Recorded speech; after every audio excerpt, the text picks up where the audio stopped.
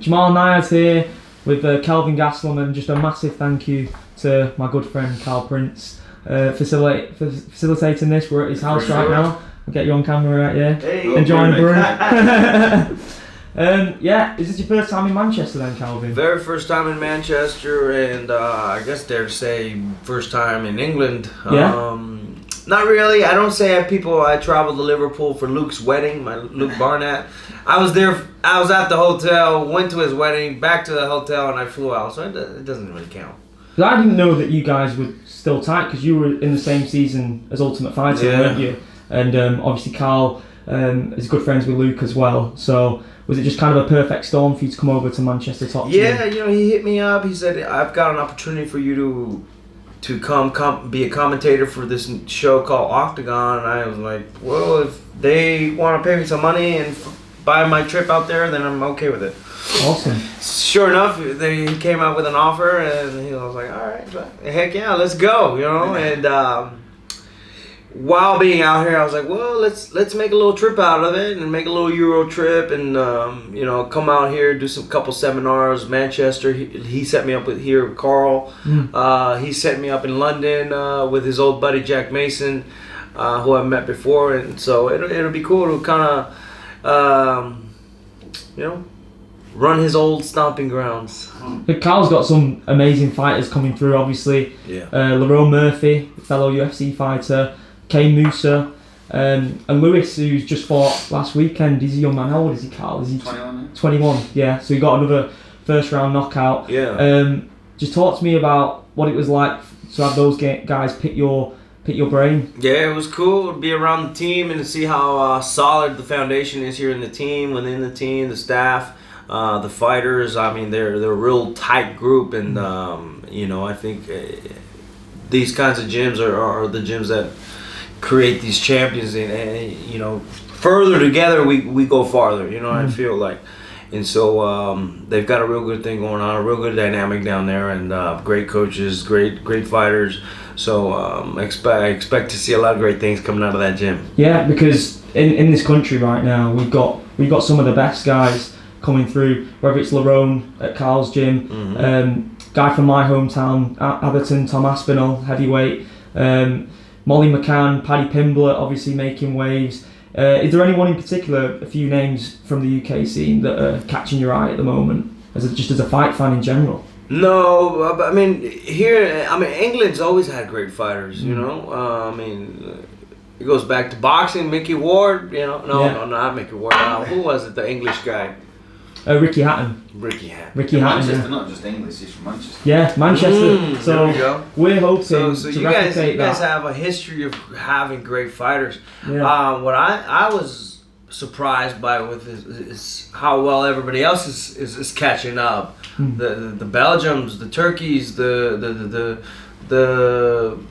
Czechs, the Slovakians, these other countries are catching up, and I was able to witness it, and I was blown away by the skill level of the fighters, and it was pretty impressive, so it was cool. But England's always had great fighters. Yeah, I think an apt name for you would be the Legend Killer in the UFC.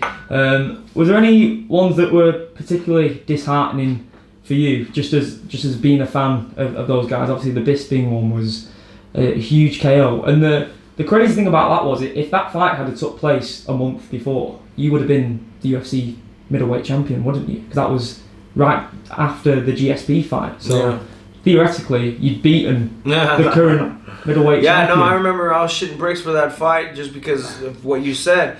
I was thinking in my head, like, oh my god, this guy was just champion a couple of weeks ago, Yeah. And I just remember being intimidated by that thought, but I went in there and I knocked him out, thankfully. Yeah, and there's been a bunch of other guys on that list. You went out to Brazil, beat Jacare, Vitor in their own backyard. Those crowds must have been nuts, man. Yeah. Everybody's screaming, "Oh, I'm ahead," which means you're gonna die. Yeah. And you get 15,000 people yelling at you. That it makes for a good fight, man. It's cool. In terms of sort of a career-defining experience, is there anything that you would pinpoint? Just in terms of you go down as one of the greatest all-time 5-round main events with Adesanya. What an amazing war that was. I remember watching that, staying up for that card. Sure. Amazing. And you still give props to Adesanya for being world champion as well. I'd love to see you guys run that back up. Yeah, I mean, obviously he's been doing a great job as a champion. You know, and my career is kind of on the other end. But that's what I've been working on. I mean, I'm going through a transitioning phase. I'm over at Henry Cejudo's gym now in Phoenix, Arizona, and kind of just building a team around me and focused on me, tailored for me. And so that'll be the next phase in my career, I think. You know, I think I'm going to make another run towards the title, whether it be a middleweight or a welterweight, that's yet to see. But yeah, I mean, I just turned 30. I feel like I'm still young enough to make another run. So we're gonna make another crack at it and go even harder. I feel like I haven't even showed 50% of my real potential, and so I really want to tap into that and hopefully put it on display for my next fight. In terms of opponents, would the likes of Vittori, Costa, those guys appeal to you?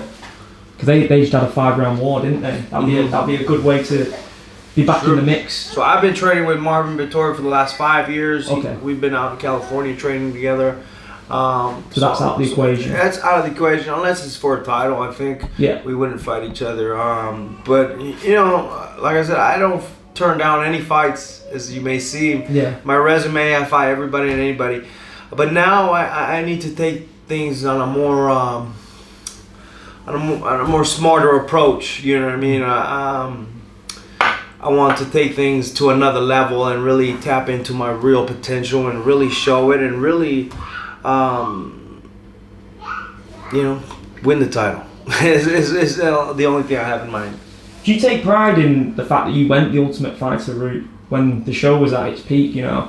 And the fact that during that season, I remember Chael Sonnen saying that Uriah Hall's a future world champion. All the sort of onus was on Uriah, and you went and dismantled that train and went on a wrecking spree yourself. Do you have fond memories of that whole experience? Absolutely. I mean, I was 21. You know, I didn't know what side of the bed to piss on at that age, and it was cool. I have nothing but great memories. You know, especially with the guys that were in my team. I mean, these guys are now lifelong friends. Luke Barnett, you know, is a really good friend of mine, and you know, even to this day, like we were just commentating at Octagon 29 the other day, and he's helping me set up seminars out in London and here in Manchester. So yeah, man, these friendships that I've made on the Ultimate Fighter have lasted for a long time, and I think they're gonna last for life, right? So just blessed, man. I've lived a blessed life. I've had a great life. Can't complain. And you pride yourself in being, win or lose, one of the most exciting fighters in the company, because you've never been in a dull fight in there. Is that something that you think about when you step into the octagon every time? No, not really. I think about winning and hopefully get back to my winning ways soon. Yeah, good man. Just in terms of the middleweight title picture, two former opponents of yours looking like they're going to fight. Who do you see winning the Whittaker Adesanya rematch? What are your thoughts on that one? Right, so I was actually telling some guys at the gym the other day, it's like nobody's ever made me feel the way that Whittaker made me feel. You know, he was just he was operating on a different frequency, and nobody's ever made me feel that way. And kind of like I was outclassed, and you know, I was very impressed. You know.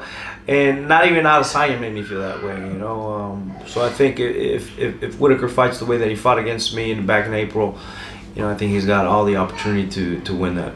And having experienced Carl's gym and sort of the fighting culture here, is fighting in England going to be something that's you want to get off your tick list before the career's been said? Absolutely. I think I've always wanted to fight in London. You know, I feel like it's one of those hotbeds for fighting, just like Vegas is, just like New York City is. Yeah. London is another spot that I really want to fight in, and so check that off the list. The Till rematch would be a good one for London or Liverpool. I would love that. That would be good.